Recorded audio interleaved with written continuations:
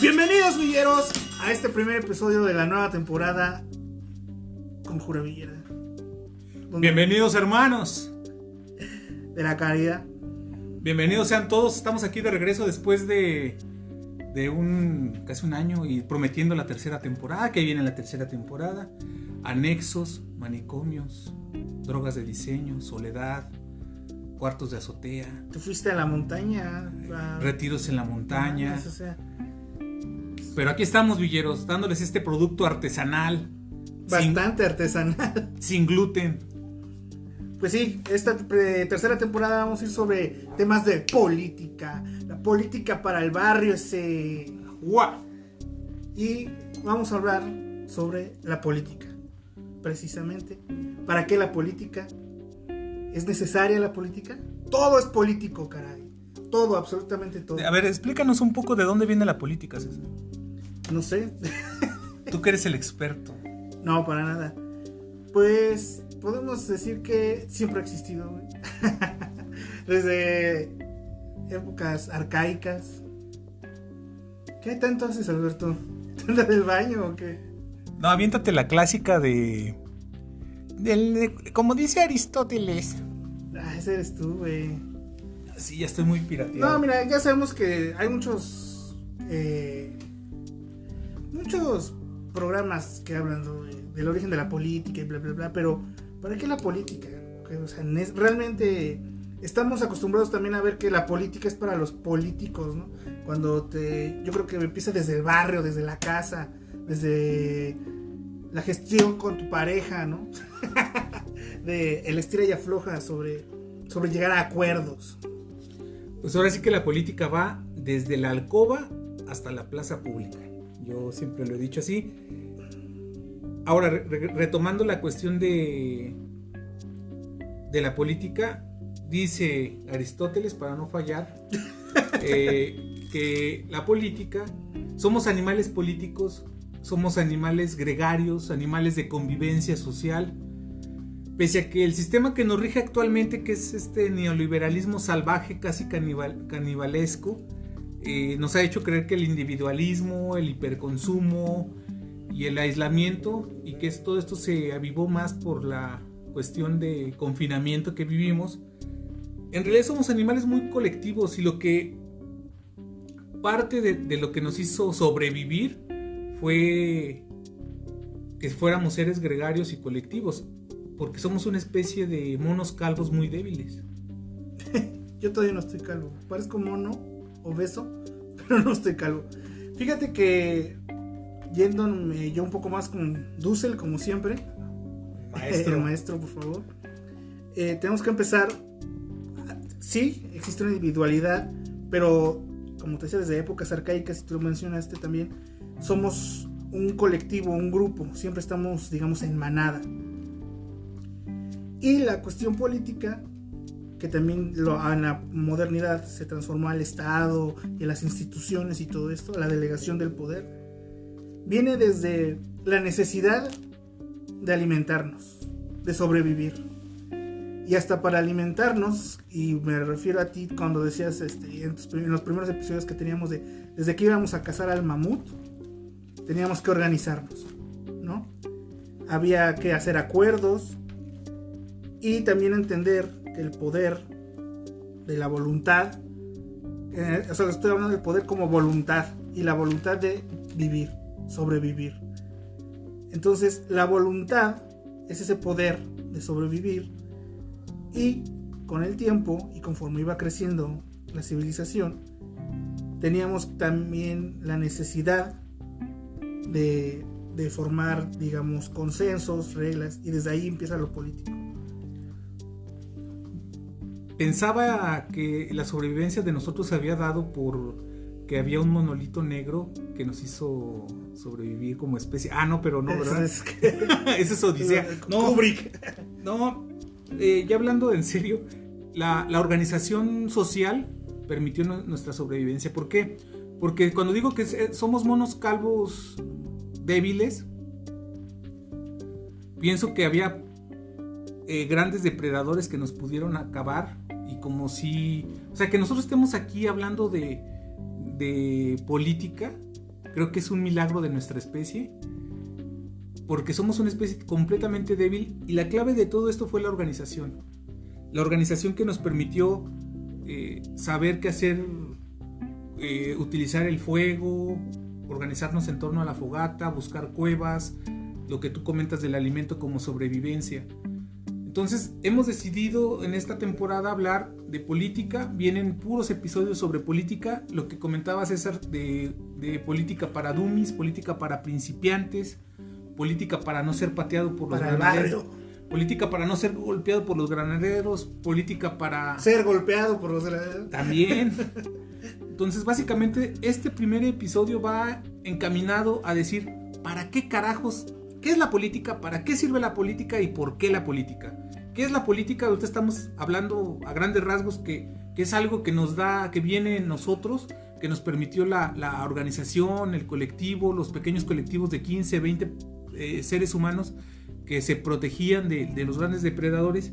Pero aterrizándolo en cuestiones muy puntuales, la política es aquello que nos permite generar una convivencia, generar acuerdos, sobrevivir.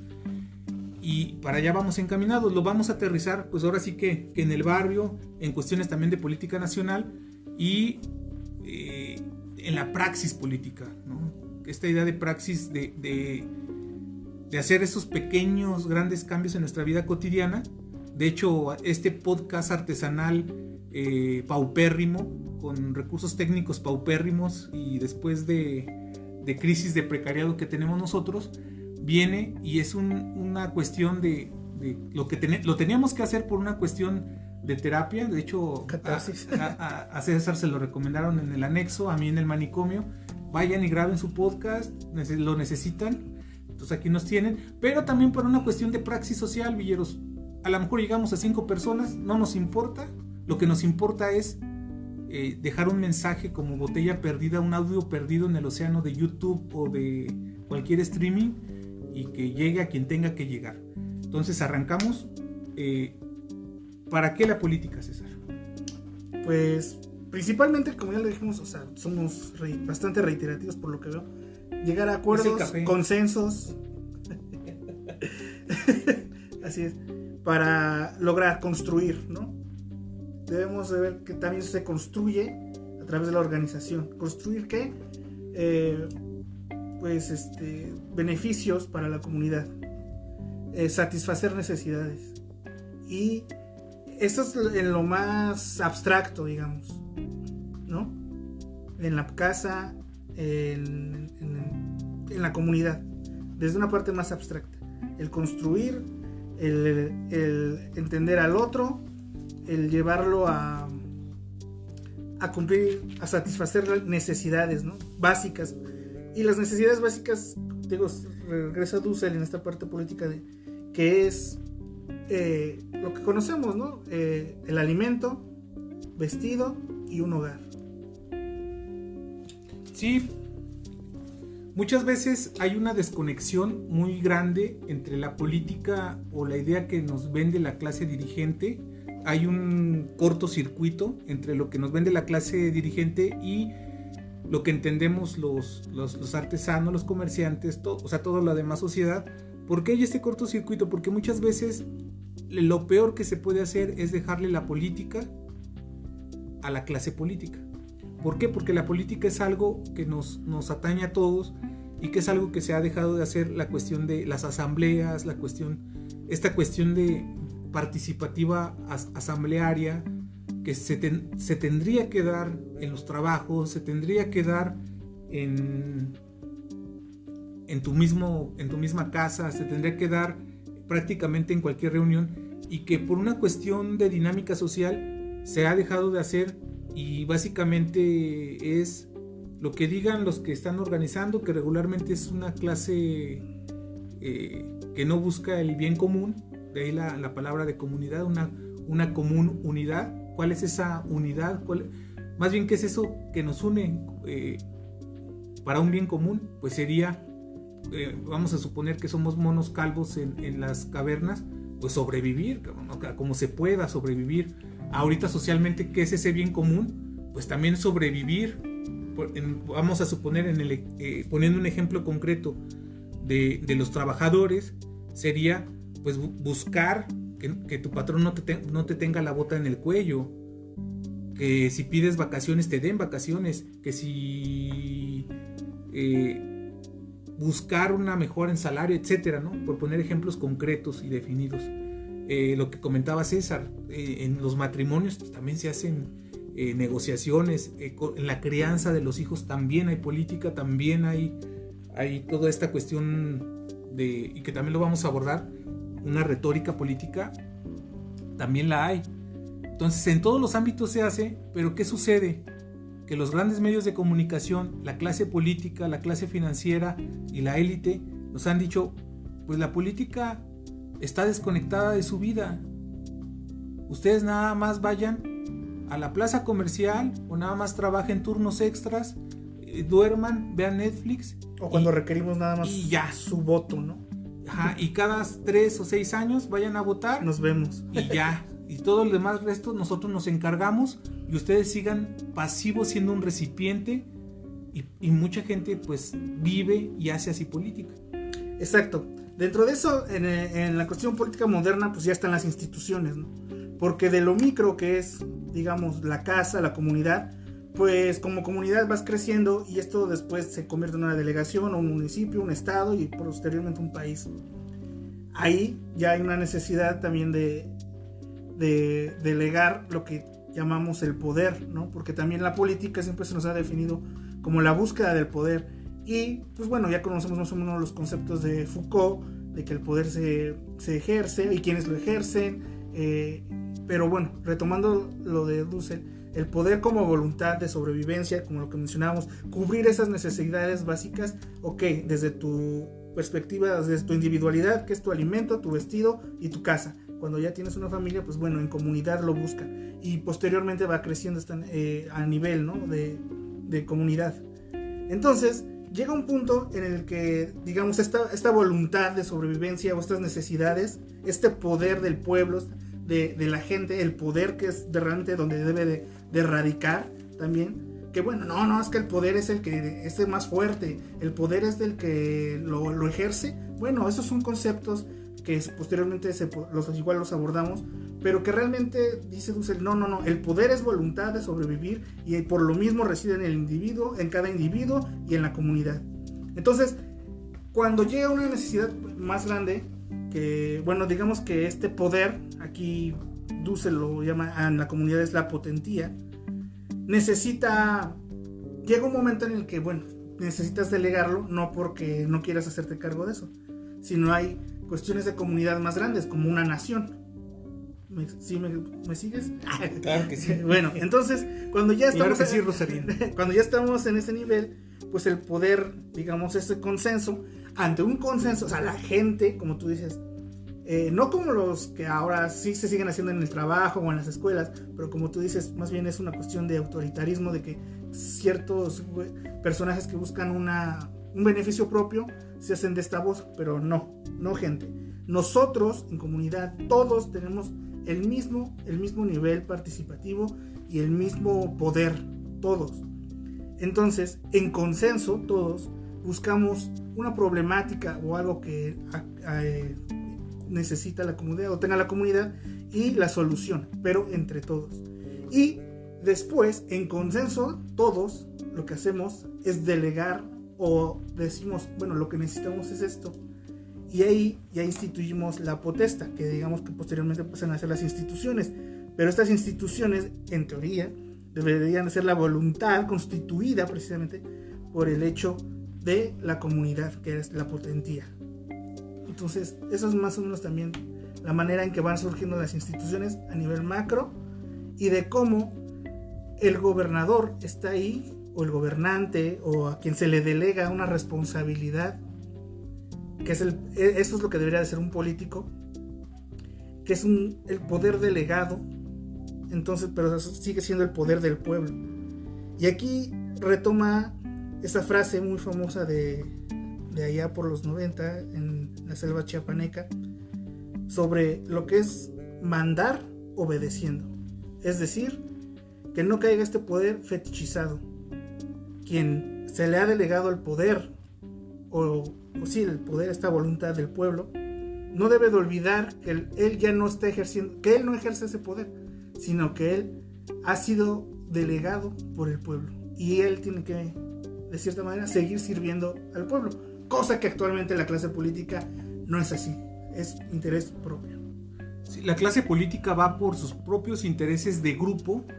En este caso, las distintas van a defender intereses de grupo, que es enriquecerse ilegalmente, y que ahorita en México se está dando toda esta podredumbre, está saliendo a relucir de todos lados, de todos los partidos, y como lo han señalado muchos expertos, la descomposición del Estado mexicano, que es muestra de que también en otros estados es lo mismo, porque si nos vamos al llamado Deep State norteamericano, el estado profundo de Estados Unidos, pues es también un estado que también, como lo que decía César, la fetichización del poder. Yo considero que las instituciones generan esa es una interpretación personal, las instituciones son las que generan este autoritarismo del poder. Instituciones que se vinieron generando a partir de que se terminan las monarquías, que es a partir del siglo XVI, XVII, empiezan a caer las monarquías y se empieza a instaurar la democracia, que tenemos un episodio, no voy a ahondar tanto en eso porque tenemos un episodio sobre eso, pero se empiezan a instaurar y se empiezan a generar instituciones como el Estado, como organismos electorales, y todas estas instituciones, como el Poder Judicial, que en todo el mundo, más bien en todos los países, el Poder Judicial es de los poderes más reaccionarios y que atenta regularmente contra el poder popular. ¿Qué es el poder popular? Y lo veía el otro día en una entrevista con tu cuate, Leo Zuckerman. Un saludo. Sí, estudiaron juntos y todo esto. Leo Zuckerman estaba entrevistando a dos personajes impresentables que de la derecha, y estaba no desconozco el nombre de la persona, pero defendía más una postura progresista, y mencionaba que no se puede hablar del poder como un monolito. Me explico, como el poder como si fuera nada más el poder. Ella mencionaba una idea muy interesante y viene a cuento. Mencionaba que se puede hablar de los poderes, y ella mencionaba, hay un poder financiero, un poder económico, un poder político, y mencionaba también que hay un poder popular.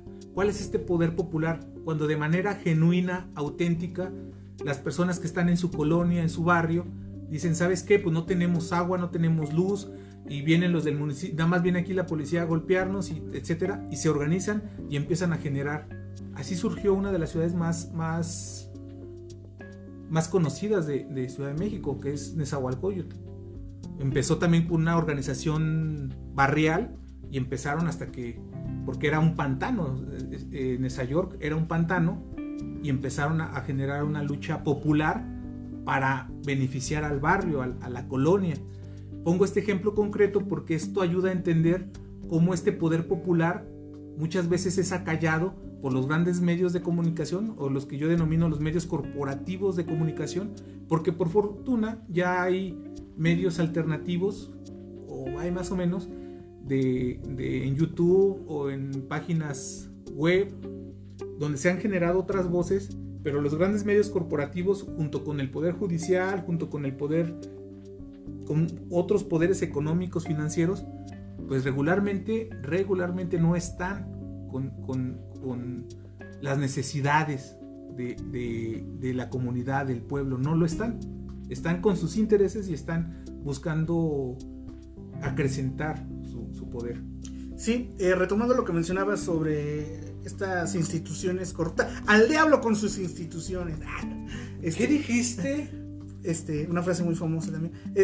Precisamente es la fetichización de esas instituciones, y las instituciones no las debemos de ver como los edificios o la inmobiliaria de la Secretaría de Gobernación o la Secretaría del Bienestar. no hablo de esas instituciones, son necesarias, pero también, como tú lo has mencionado, cuando se llegan a corromper o cuando ya son insuficientes, cuando no están cumpliendo con lo que deben, no debemos olvidar que volvemos a lo que te decía de la voluntad del poder o el poder, tú lo dices, el poder popular, digamos, debería de ser el mayor, ¿no? Y en el pueblo, en la gente, es donde radica. Si sabes que esta institución ya no me gusta, no está funcionando, no me está dando resultados, quítala y volvemos a empezar de construcción. Ni modo, tenemos que retirar cosas. Por eso la importancia de poder reformar muchas cosas. Por eso mi desacuerdo con la gente que dice, no, es que el INE no se toca. El INE se debería de tocar, y no solo eso, lo deberíamos de manosear hasta más no poder. No solo, tranquilízate. No solo el INE, por supuesto, son muchas instituciones y muchos personajes también, ¿no? Que ya no son necesarios, que sabemos que ya no debemos de tenerlos ahí, debemos de tener una nueva cantera, ¿no? de gente que nos represente.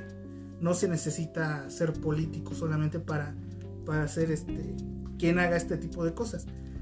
Como tú dices, este poder popular en él radica, y esto quiere decir organización. Entonces, pues a la clase política no le conviene que tú seas un político, y no me refiero a clase política, que tú seas un ser político, que tú seas un ser politizado, porque te organizarías y entonces sí sabrían lo que es el poder popular. Obviamente no les conviene, por eso la importancia de no ser apolítico, porque todo es política. Y dentro de eso que también mencionas, pues también hay una parte que es la ideología, porque la ideología también participa en la política. La economía es política, todo eso es política. La política abarca todos esos áreas, todos esos conceptos, esos círculos, y entonces debemos entender que quienes están o creen que están ejerciendo el poder, pues no recordemos, o sea, que no quiero quitar el dedo del renglón de esa parte de que no ese es el poder, sino el poder es de la gente, y que la gente es la que tiene tanto la obligación como el derecho de poder quitar. Y si hay algo que no está funcionando, en este caso instituciones o personajes, en nosotros radica poder quitarlos, y como consenso nuevamente, pero nuestro consenso, no el de las élites, poner a alguien más o hacer una institución. Sí, muchas veces politizarse, la gente lo toma esta palabra de que ya andas de político, andas en la grilla, incluso fíjate que como en lo cotidiano decir que eres grillero es como decir eres revoltoso, y esas son ideas que introyecta los medios corporativos y todo este aparato ideológico del poder, pero del poder institucional, del poder más conservador y más rancio a la gente de abajo, ¿no? Tú mencionabas ahorita lo del INE no se toca, y cómo tú ves ahí mucha gente de clases populares defendiendo eso, y aclaro, no somos López Obradoristas, porque también creo que tampoco no ayuda en la práctica política. O sea, la playera que traes nada más es porque ya no había nada en tu closet y tuviste que agarrar esa de Morena. No, ¿qué pasó? No, ese es el subcomandante Marcos. No, bueno, ya hablando en serio, considero que tener un líder y un rebaño tampoco no es la solución, que es lo que hace muchas veces la 4T. Pues vamos a decir lo que dice López Obrador ciegamente, pues no, también lo tenemos que cuestionar. Y la oposición, que es una oposición en México particularmente muy mediocre, se vale de los poderes más rancios, ¿no? Por ejemplo, ahora la ministra Piña, que la puso Peña, es una ministra que hay videos de donde Ríos Peter la cuestiona sobre el poder judicial, y ella, ¿usted qué piensa de que la percepción que tiene la gente sobre el poder judicial es que son corruptos y que reciben sobornos y que la gente no confía en el poder judicial? Y su respuesta está en YouTube, es una respuesta mediocre, es una respuesta corta, es una respuesta infantil. ¿Por qué me avientas pedradas? porque me estás diciendo que mis respuestas son mediocres. No. Las de la ministra. De la ministra Piña. Entonces, Ríos Peter le dice eso. O sea, Ríos Peter. ¿Qué dijo ella? Perdón. Ella va a comparecer para hacerse ministra de la Suprema Corte.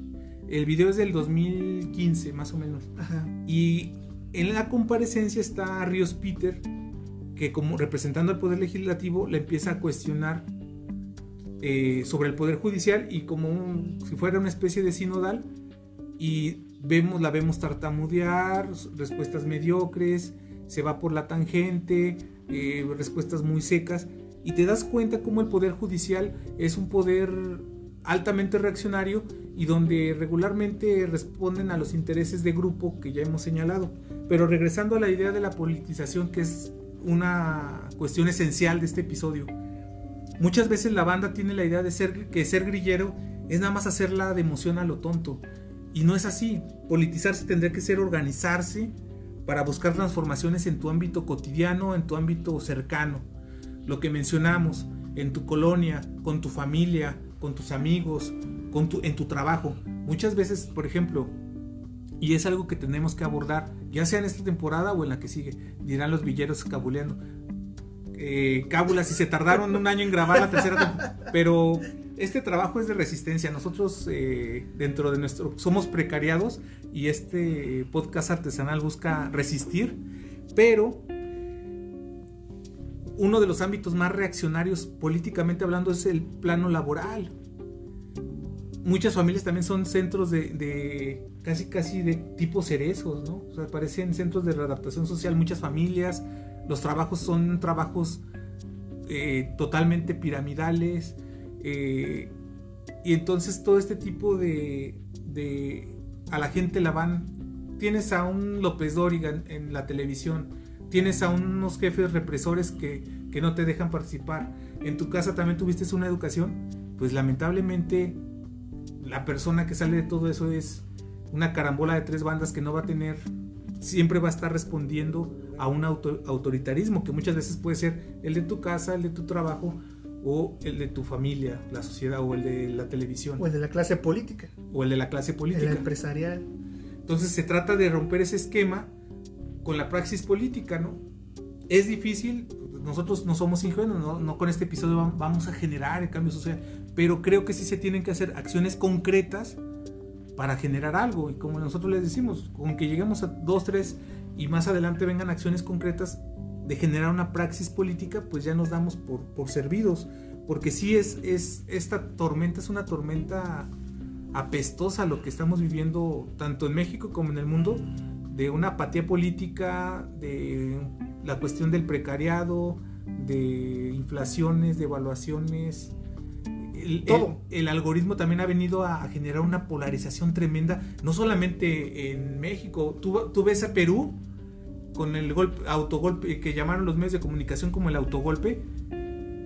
Tú ves cómo la población de Perú está dividida entre las personas del campo que se están rebelando y los están asesinando el Estado actual peruano.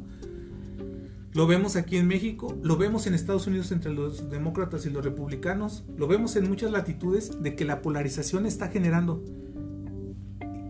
Creo que lo que ayudaría más es no polarización, sino politización, una politización de decir, vamos a generar ideas y vamos a dejarnos de ideologías baratas que lo único que hacen es que llevemos agua al molino de la persona que nos está llevando o acarreando.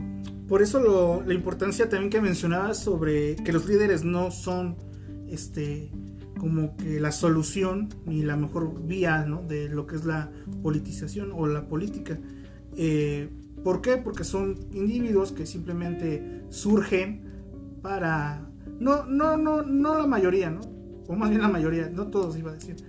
Surgen para sus propios intereses o intereses de un grupo, de una cuestión. Sin embargo, esos más bien deben de surgir por consenso de la gente. La cuestión, perdón que te interrumpa, la cuestión asamblearia se ha perdido. No sabemos hablar en asambleas. Yo te lo comento así en corto y a ustedes, villeros, que yo en las pocas asambleas que he ido en mi fraccionamiento, en la escuela de mis hijas, así, veo que la gente no sabe discutir. ¿Por qué? lo único que, en vez de discutir o hablar ideas, la gente lo que hace es agredirse. Y en vez de organizarse, lo que hace es delegar las cosas a los líderes corruptos y caer en una apatía y hundirse en una apatía total. Cuando lo que se tiene que quebrantar es eso, lo que se tiene que quebrantar es lo que comentó muy acertadamente César. Todos tenemos voz y todos tenemos poder y todos tenemos la capacidad de transformar. Y lo que se ha perdido en la plática o en la charla política, tanto en redes sociales como en la vida cotidiana, es: no piensas igual que yo, te insulto, te callo o no te pelo. Entonces eso nos cae en un simplismo tremendo que le conviene nada más a las élites gobernantes, financieras y económicas, pero a la gente de abajo, a la base de la pirámide, pues le da en la torre, porque no podemos articular nada, no podemos organizar nada y las cosas siguen estando como están, y para ellos mejor. Y en esa parte pues delegamos, digamos, el poder, pero no de una manera responsable y siguiendo, ¿no? Todavía es como que, bueno, que ellos lo hagan, ¿no? Y cuando o tenemos esa idea de, diría el profesor Alex Lora, de papá gobierno, ¿no?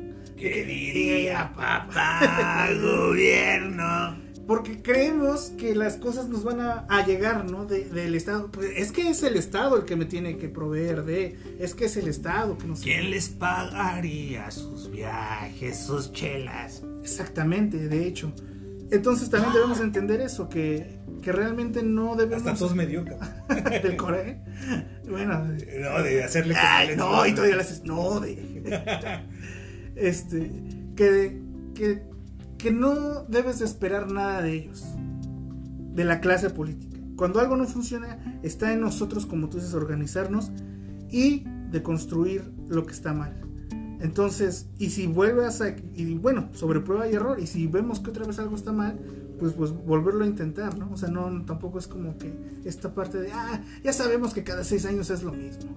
Desafortunadamente, pues sí, hemos permitido, ¿no?, que esta clase política se apodere de las instituciones, del Estado, de todo esto, y se nos olvida muchas veces que en nosotros está la parte de cambiar. No, y también tú lo comentabas, es triste, bueno, voy a balconearte aquí, es triste como, balconearte para bien o para mal, es triste como el Estado o el poder, en vez de cuidar a los ciudadanos, pacta o hacen estos grupos de asociación y se vuelven una cleptocracia, y lo que hacen es utilizar todo el aparato de vigilancia del Estado para todas las personas que son activistas sociales. El ejemplo más evidente es que con Pegasus en México, que es de espionaje, lo que hicieron es, a los primeros que empezaron a seguir fueron activistas y periodistas no afines. Y como también las cámaras del C5 son utilizadas no para vigilar a la policía, porque la policía regularmente, y no lo digo yo, está más que patente en lo que está pasando ahora en Nueva York, como la policía es prácticamente un brazo, el brazo izquierdo y el brazo derecho de poderes delincuenciales, y como el ciudadano queda... o de opresión. Y cómo el ciudadano queda en un estado vulnerable. Y no con esto quiere decir que no hagamos nada, al contrario, es para reflexionar de que tenemos que hacer algo, porque esta cuestión se está poniendo cada vez peor y se tiene que detener o frenar o contener mínimo, y lo único que se hace es a través de la politización. La única manera que se puede contener es organizarnos en nodos, en comunidad, en un tejido social, decir, pues ya basta, cabrones, ya vamos a parar esto y poder dialogar, porque vivimos en una sociedad donde el algoritmo no nos permite dialogar realmente, nada más nos permite dialogar con la gente que nos da la razón. Pues bueno, así es.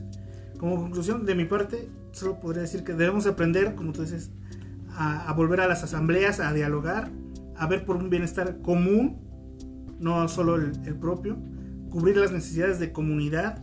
Claro que las individuales también son importantes, pero esas todavía están un poco más en nuestras manos, en cierta manera, porque también sabemos que un contexto social o o material, pues no todo siempre está en nuestras manos, ¿no? En lo primordial, que es la comida, techo y vestido, ¿no? Cada vez es más complicado por decisiones de élites en la economía, pues es cada vez también más complicado que esté en nuestras propias manos poder tener acceso a estas necesidades básicas, a cubrir estas necesidades básicas, perdón. Y bueno, volver a aprender a dialogar, cuestionar a quienes creen que están ejerciendo el poder, cuando el poder, recordamos que es el poder popular, el poder del pueblo, del colectivo, y aunque esto suene a discurso de izquierda, pues precisamente cuestionar también, o sea, no dejarnos llevar porque papá Andrés Manuel nos está ayudando, no nos está ayudando. Él es también un trabajador para nosotros, no es un líder, no es un mesías, es un empleado, es alguien que se le delegó ciertas responsabilidades, y cuestionarlo, y cuestionar a quien está alrededor, y cuestionar al que sigue y al que sigue, y también el que lo critica, cuestionar. Y sobre todo cuestionar esta cleptocracia que es vergonzoso, o sea, es vergonzoso cómo saquean del erario y cómo se genera deuda pública y la pagan, la pagamos todos, y es impresionante, es parar todo este estiércolero que nos están echando encima con acciones concretas y dirigidas. Este episodio fue patrocinado por Morena.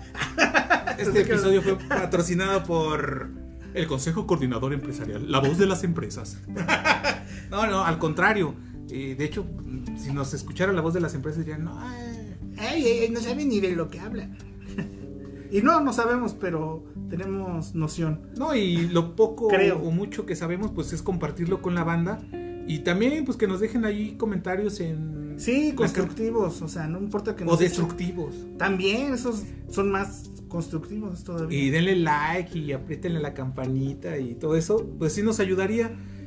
Pero básicamente también esto tiene una cuestión entre catártica y una cuestión también de ser escuchados, porque muchas veces algo que nos quita el poder, pero el poder de los políticos, el poder económico, el poder, estos poderes que son para oprimir, nos quitan la oportunidad de poder tener nuestra propia voz. Y de alguna manera este es un esfuerzo, por más pequeño o ridículo que sea, para decir, tenemos voz, nos damos cuenta y chin, ¿no? O sea... Y que todo es político.